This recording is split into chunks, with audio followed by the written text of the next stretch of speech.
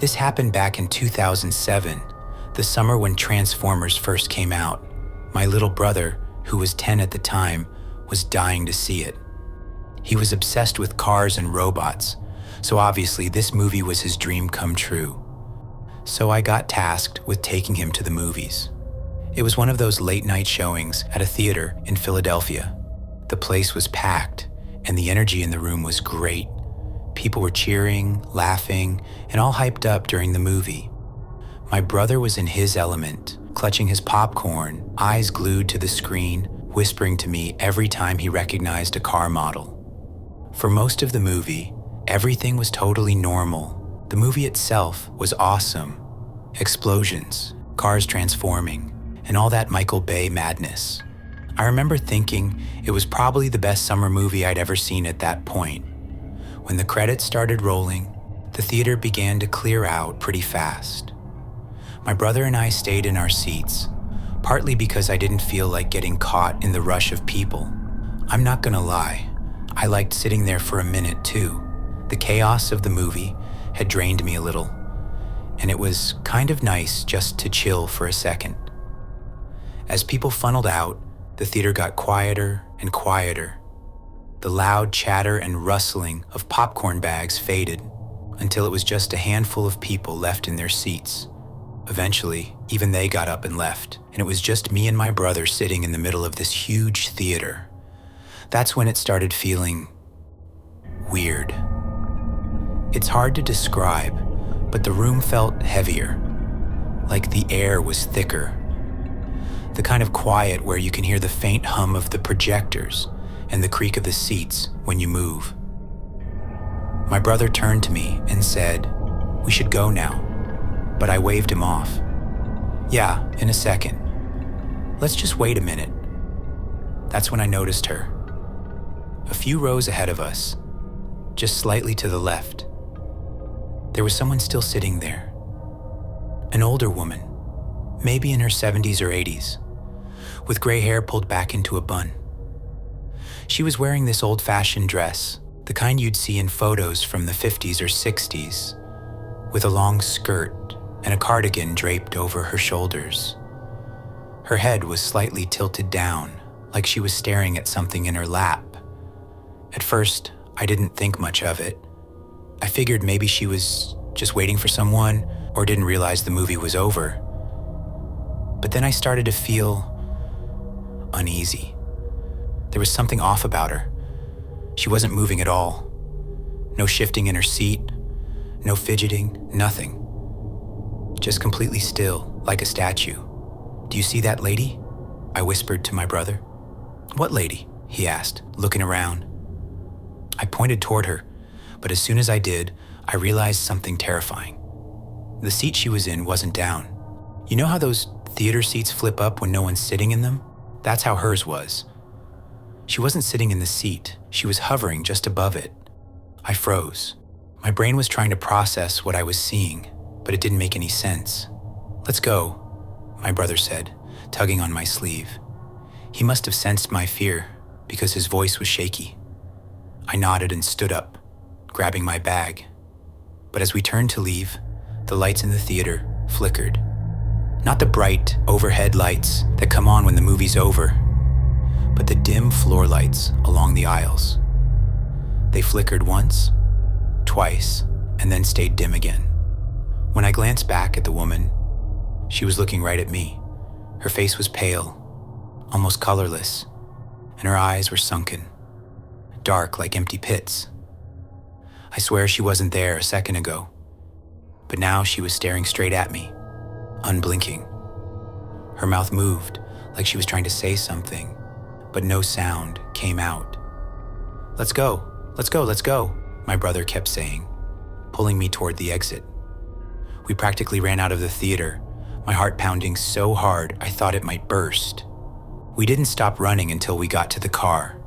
My brother was pale and kept looking over his shoulder like he was expecting her to follow us. I tried to calm him down, saying it was probably just someone messing with us. But even I didn't believe that. To this day, I have no explanation for what we saw. I've told a few friends about it, and some think it was just my imagination, but my brother saw her too.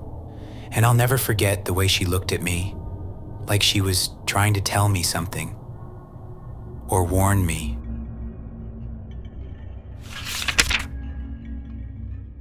This happened back in 2010, during one of those brutal Ontario winters, in a smaller town just outside Toronto. I was 19, working at the local movie theater. It wasn't a huge place, just one of those small ones with maybe 6 screens and a little arcade tucked in the corner near the lobby.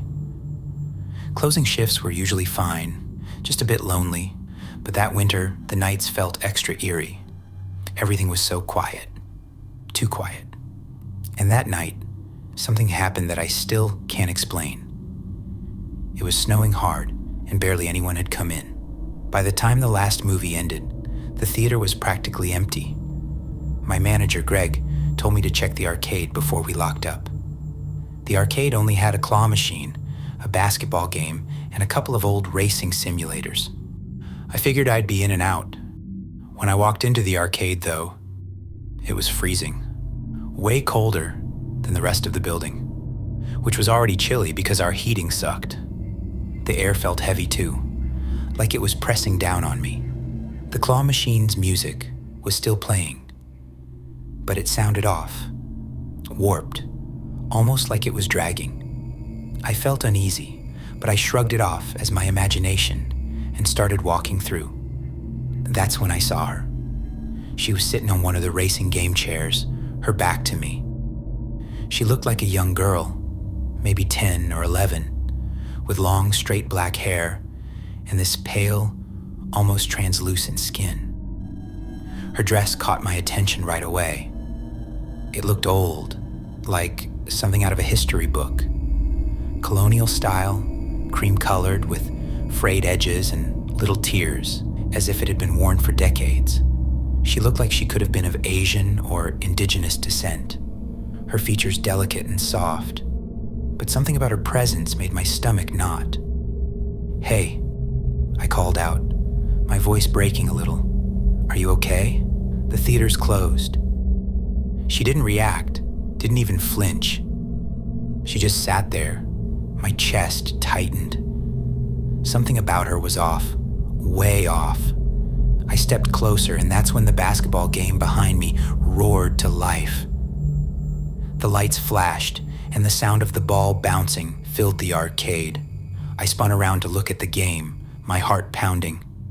When I turned back to the girl, she was gone. The chair was empty. I started looking around, trying to convince myself she'd just run off. But then I saw them. Wet footprints. Bare feet. Small. They led from the chair to the claw machine, stopping right in front of the glass. I followed the trail, my legs feeling like they were moving through cement. When I reached the claw machine, I saw her again, this time in the reflection. She was standing behind me. My stomach dropped like a stone. She wasn't twisted or monstrous. Her face was soft, neutral, almost innocent, but her eyes were so calm it was unsettling, like she was watching me and waiting for something.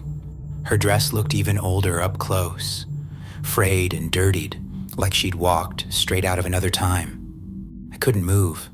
I just stood there, staring at her reflection.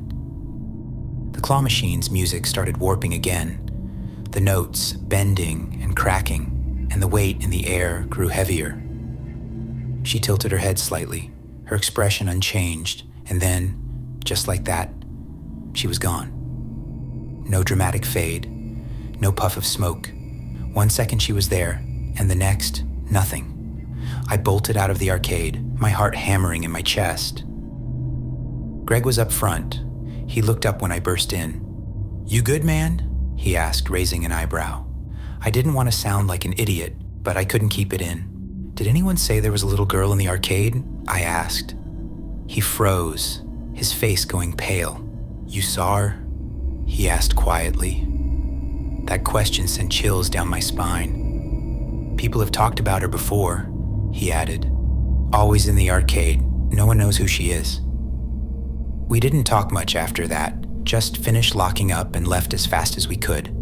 I spent the whole night replaying it in my head, wondering what I'd seen and why she was there.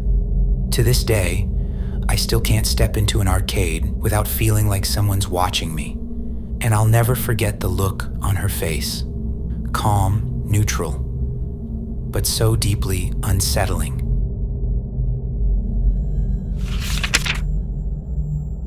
This happened in 2021, and I still get creeped out thinking about it. My boyfriend, Ryan, and I decided to go to the movies. It was one of those older theaters that hadn't been remodeled in years, but the tickets were cheap. We picked a late showing of some action movie Ryan wanted to see. I was mostly there for the snacks and the time out of the house. About halfway through the movie, I realized I needed to use the bathroom. I whispered to Ryan that I'd be right back, and he nodded, totally absorbed in the movie. The theater wasn't packed or anything, maybe 15 people total. So the hallway was dead quiet. I don't know why, but it felt weird walking to the bathroom. Maybe it was the silence or how the lights flickered a bit, but I shook it off. The bathroom was one of those single-person ones with a toilet, sink, and a mirror that always seemed like it hadn't been cleaned properly in years. I locked the door and did my thing. As I was washing my hands, I heard this faint knocking sound. 3 distinct knocks. I froze for a second because it was so clear, like it was coming from the wall directly behind me. My first thought was that someone was messing with me from the other side of the wall, maybe from the men's room or something. For some reason, maybe boredom or just being a little dumb, I decided to knock back. 3 knocks, just like what I'd heard.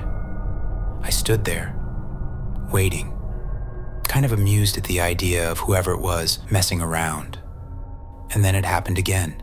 3 knocks, same rhythm, same spot.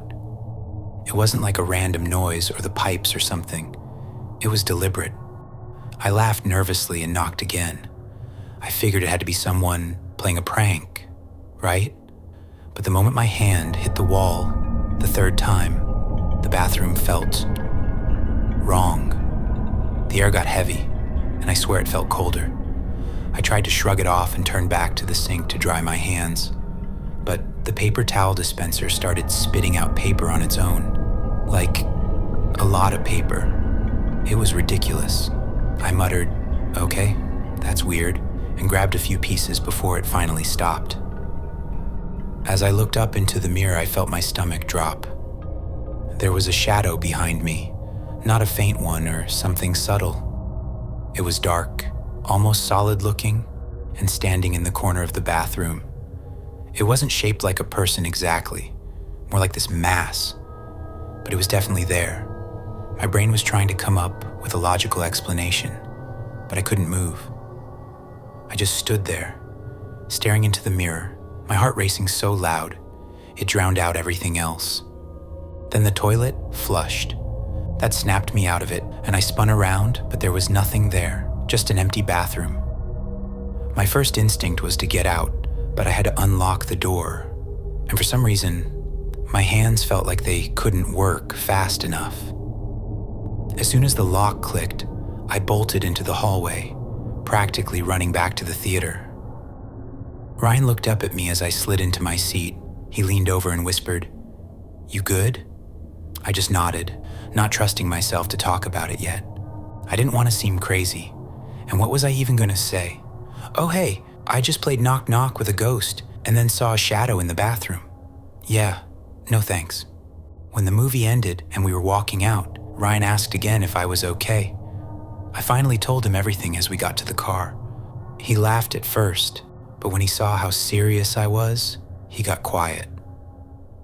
"Maybe it was just your imagination," he offered, but even he didn't sound convinced.